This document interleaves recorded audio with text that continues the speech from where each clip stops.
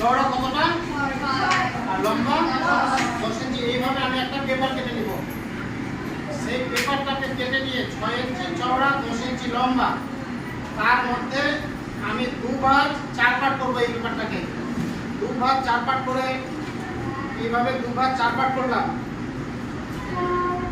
2 ভাগ 4 পার্ট করে নিয়ে আমার যেদিকে বন্ধ অংশ থাকবে, বুঝতে পারছো?